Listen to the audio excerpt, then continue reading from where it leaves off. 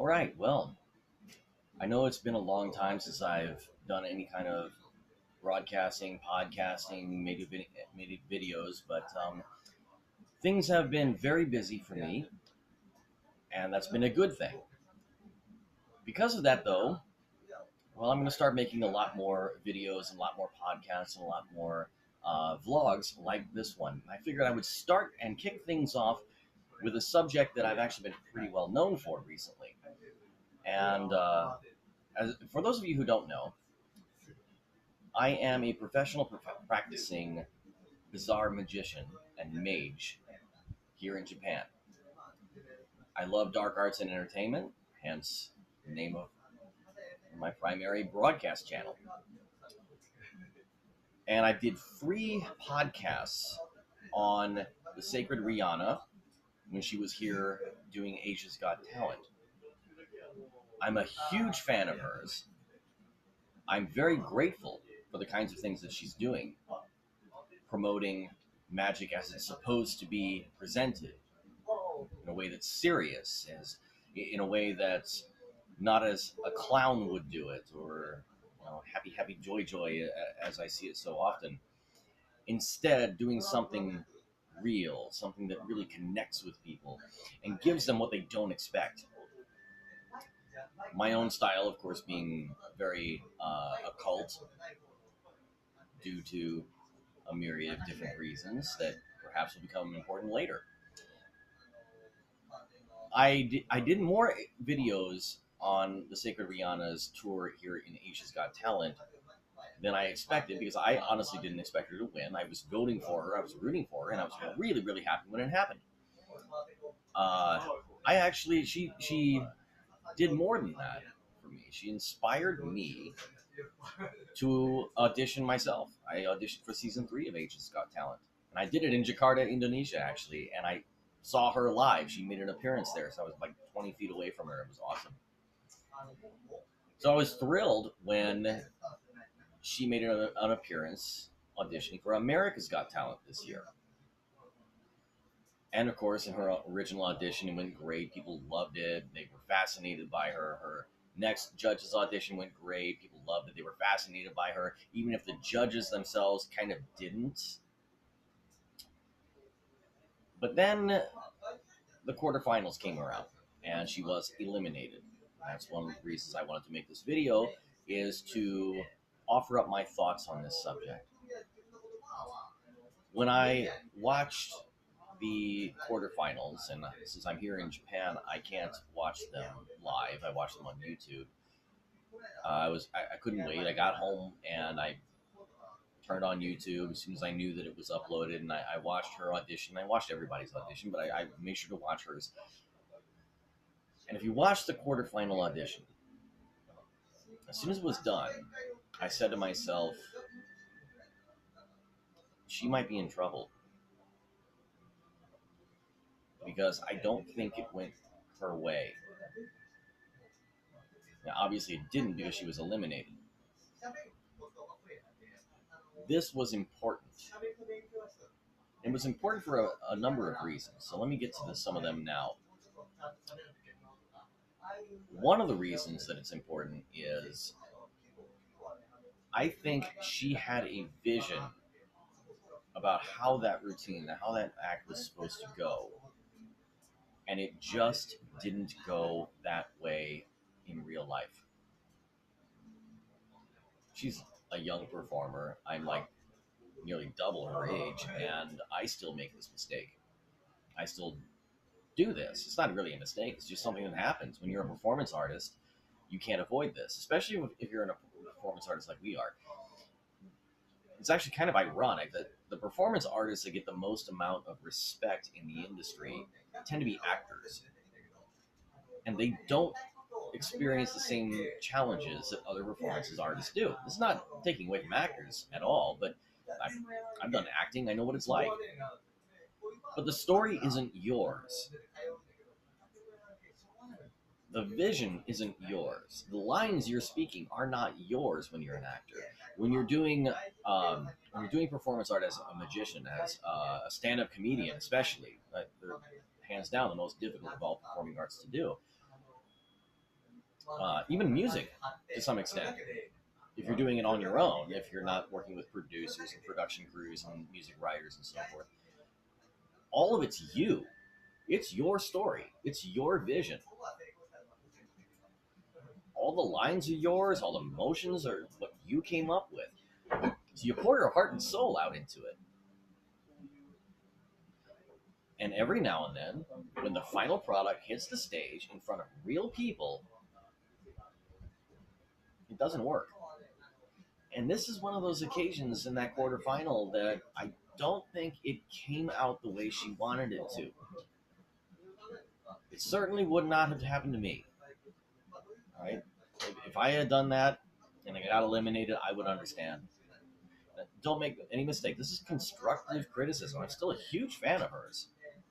I'm still immeasurably grateful for the kinds of things that she's doing out there for my art. And actually, in a small way, I'm grateful that her time is up back there in the U.S. so she can come back to Asia and get to work. I'd love to see her show. I would love to see her get down to it, and I have every reason to believe that she will. She's got a great theatrical career ahead of her, doing what she does. Now, especially with the notoriety that she's got here in country, and of course with the big show in the U.S.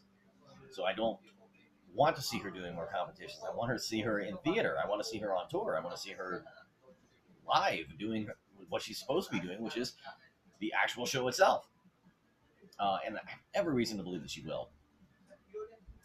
She had a few things, a few other things going for, or against her, I should say, during this season. One of which was the tone and mood of America's Got Talent this season seemed to be very suspiciously, conspicuously biased against the variety entertainers and very pushing the singers. That was the reason I like the Got Talent format and the Got Talent series is as a variety entertainer, it gave a platform to us. Now, maybe this is done on purpose, maybe not. Maybe it's just something that, is kind of due. Because if you notice, a lot of the last seasons, many of the last seasons of the Got Talent shows, particularly in the U.S., was very heavy on the variety entertainers, and the singers kind of fell out of favor. So I don't know if they're pushing the singers this year. Maybe not consciously, maybe even subconsciously, they realize, this was supposed to be a singing competition open to other people. Which in the original years of the Got Talent series, that's exactly what it was. It was expected that the musicians would carry the show, and there'd be a few other acts along the way to help add some spice to it. But recently, it's been magicians and comedians and even ventriloquists also who have taken the big stage and the big money as winners of the show. So I don't know if the bias is real or if the bias is subconscious or if I'm just imagining things. But this season seems to be very heavy on singers. The bad news is, as of making this video, this vlog in August 24th here in Japan, my personal favorite, the Sacred Riana, is no longer in the competition. Now, next week, of course, one of my other favorites, Erin Crow, is going to be going in front of the quarterfinals, and hopefully he moves on. Because this year, at the beginning of the year, I was stoked for this season because you had three of what I consider the best in Magic. You had Shin Lim, the Sacred Riana, and Erin Crow. I wanted so badly for those three to share the stage in competition because you had the Master Manipulator, the Master Bizarrist, and the Silent Mentalist, the Master of the Danger Act, all competing against each other. Very different styles in mystery entertainment, and very, very good at each one of them, going head-to-head against each other, and I thought that was going to be thrilling. So I'm hoping Erin at least moves on. He didn't move on in Britain's Got Talent years ago. He was eliminated in the judges' cuts. So this year, I think he's got a genuine shot at it. So please check out Erin, and hope he does well. Hope he does a good enough routine that it earns our votes, or your votes, because I'm actually ineligible to vote in America's Got Talent from out here in Japan. Um, but I'll be watching anyway, for sure. Don't take this as me slamming Rihanna at all. I'm not. I just think that this didn't go her way. As an example of that, one of my other favorites that I actually seen him live, I met him and shook his hand after the show, got a picture with him, was Dan Sperry. When Dan was eliminated in the judges contest, in the judges cuts part of the contest, and he ended up moving on to doing great things. So I have every reason to believe that Rihanna will also. I can't wait to see her show myself. I think it would go over really well, particularly here in Japan. The language barrier might be a bit of an issue, though not as much as you would think, because again, I have a language barrier out here, and I'm doing theatrical shows just fine. I think she would be able to do it too, particularly in Japan's very thriving underground theater scene. So I not only wish her the best of luck, I fully expect it out of her. As far as the rest of the season is concerned, I'm hoping that Shin Lim and Erin Crow do well, especially if they actually end up getting on the stage and in part of the competition against each other. I think that'd be fun to watch. The criticisms that I heard as far as Rihanna goes is, and forgive me, I'm broadcasting this live out of my favorite occult bar here in Iwakuni, Japan. So we've got a little bit of a noise problem, especially with some friends of mine who just walked in, as well as partaking myself. People have been saying that she got cut off a little early by a glitch or something of that sort, where her performance kind of got cut at the very end of it when she was scaling the wall. No, she didn't get cut off. She ran out of time. You're only allowed 2 minutes. Look at the other videos. Since I watch it on YouTube and not live, you can only watch it via the YouTube clips, and you'll notice that everybody else, their videos are 2 minutes and 30 seconds, 2 minutes and 40 seconds, 2 minutes and 15 seconds. Hers was 4 minutes, more than 4 minutes. Now, that extra minute 30 doesn't seem like a big deal to most people, but when you realize in terms of television broadcast time, it's an eternity. Her show went on too long. That demonstration could have been cut down and streamlined a lot more than it was. And I knew the moment it started to turn sour was when the other Rihanna, the other Yurei, appeared and started shouting in tongues. I'm like, oh, no, that wasn't good.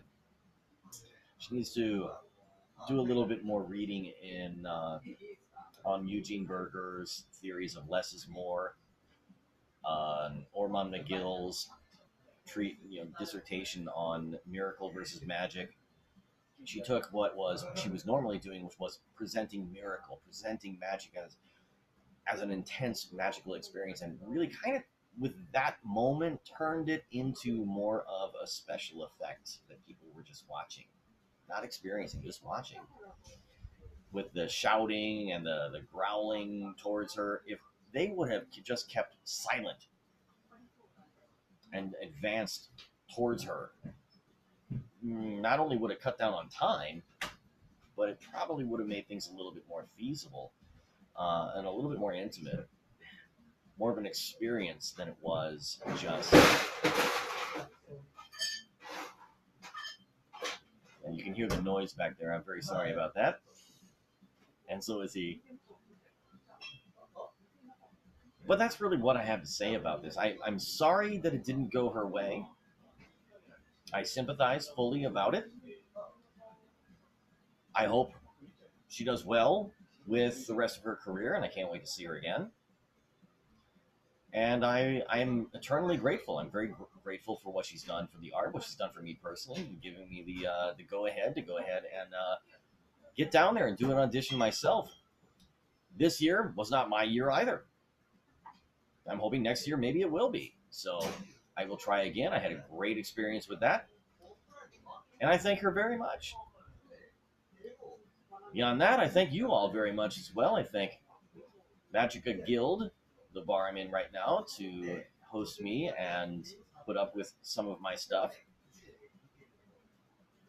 And I thank you for joining me. If you have any questions, comments, please let me know. I'm very easy to get a hold of. I hope to see you around Japan, and I hope to make some more of these videos. So, until next time, Grim out.